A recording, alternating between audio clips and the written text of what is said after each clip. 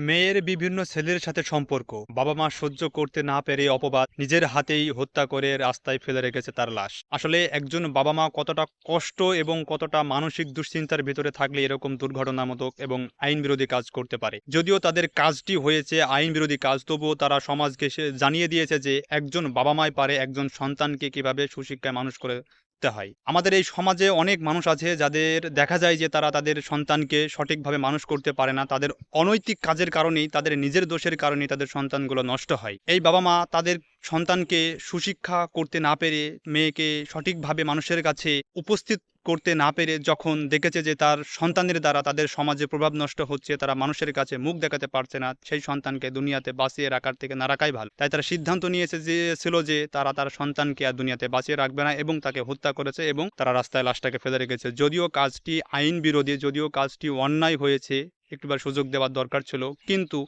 আসলে আমাদের এই সমাজে অনেক দেখতে পাবেন যে অনেকে লোক আছে তারা বলে যে মেয়ে খারাপ এজন্যই হয়তো সংসার টেকেনি, দেখা যায় যে ছেলে খারাপ এজন্য হয়তো সংসার টেকেনি, ইত্যাদি ইত্যাদি। তবে মূল বিষয় হচ্ছে যে বাবা মার শিক্ষার যদি অভাব থাকে, বাবা মার কথা যদি সন্তান না শোনে, চিন্তা ভাবনা যদি তাদের না করে, তাহলে সন্তানের কারণে বাবা মার মুখ সমাজের বুকে ডুবে যায়। আর এটা হচ্ছে প্রত্যেকটি সন্তানের দায়িত্ব, তারা বাবা মাকে সমাজে মানুষের কাছে, দেশের মানুষের কাছে প্রেজেন্ট করা, সম্মানিত করা, সেটা হচ্ছে প্রত্যেকটি সন্তানের দায়িত্ব। কারণ তারা ছোটই থেকে বড় করে তাদের বিভিন্ন আদব কায়দা আদর্শ দিয়ে। তারপরে দেখা যায় যে অনেকে হয়তো সঠিকভাবে মানুষ এবং শিক্ষা দীক্ষা না পাওয়ার কারণে এই সমাজটা দূষিত হচ্ছে, নষ্ট হচ্ছে। তবে একটি মেয়ে যদি বিভিন্ন ছেলের সাথে সম্পর্ক করে এবং সেই সম্পর্ক করার কারণে যদি সমাজ দূষিত হয়ে যায়, তাহলে সেটা শুধু তার বাবা মার উপর প্রভাব পড়ে না, সেটা সমাজের উপরে একটি দৃষ্টান্তমূলক প্রভাব পড়ে। যদিও এই বাবা মা তার এই মেয়েটাকে একটা দৃষ্টান্তমূলক শাস্তি দিয়েছে এবং এই সমাজকে দেখিয়ে দিয়েছে বাবা মা যদি চায় তাহলেই প্রত্যেকটি বাবা মাই তার সন্তানকে শিক্ষিত করতে পারে। যদি না পারা যায় তবে তাকে উচিত শিক্ষা দিলে, এরকমভাবে যদি শিক্ষা দেওয়া যায়,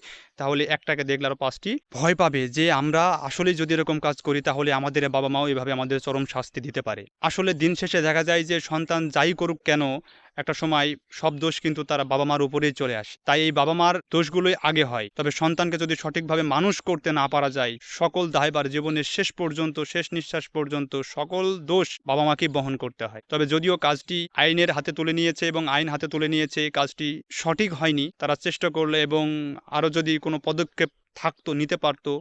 তবে আমি বলব কি, প্রত্যেকটি সন্তানকে তোমরা এমন কোনো কাজ করো না যেটা তোমার পরিবার এবং তোমার বাবা মাকে মানুষের কাছে ছোট হতে হয়, মানুষের কাছে অসম্মানিত হতে হয়। তোমাদের কাজের দ্বারা তারা সমাজে মাথা উঁচু করে বাঁচতে পারে, সেরকম কোনো কাজ করো যাতে এই সমাজটা তোমাদের দ্বারা, নতুনদের দ্বারা সমাজটা গঠিত হয়, ভিত্তি প্রস্তুত হয়, মানুষ মানুষের মতো নাম করতে পারে এবং বলতে পারে যে যে না, তোমার কারণে তোমার বাবা মারা শান্তিতে আছে, খুশিতে আছে। এরকম ঘটনা যেন আমাদের বাংলাদেশে আর না হয় যে বাবা মায়ের হাতে সন্তান খুন এবং সন্তানকে হত্যা করে এবং দুনিয়া থেকে বিদায় নিতে হয়ে। প্রত্যেকটি সন্তানের উদ্দেশ্যে আমার একটাই বার্তা, তোমরা তোমাদের বাবা মাকে যথেষ্ট পরিমাণ সম্মান করো এবং তাদের সম্মান যাতে বেঁচে থাকে সেই কাজগুলো করো। এমন কোনো কাজ করো না যেখানে তোমাদের বাবা মার মান সম্মান ছোট হয় এবং অন্যের কাছে মাথা নত করতে হয়। প্রত্যেকটি সন্তানের প্রতি এটা আমার অনুরোধ রইল।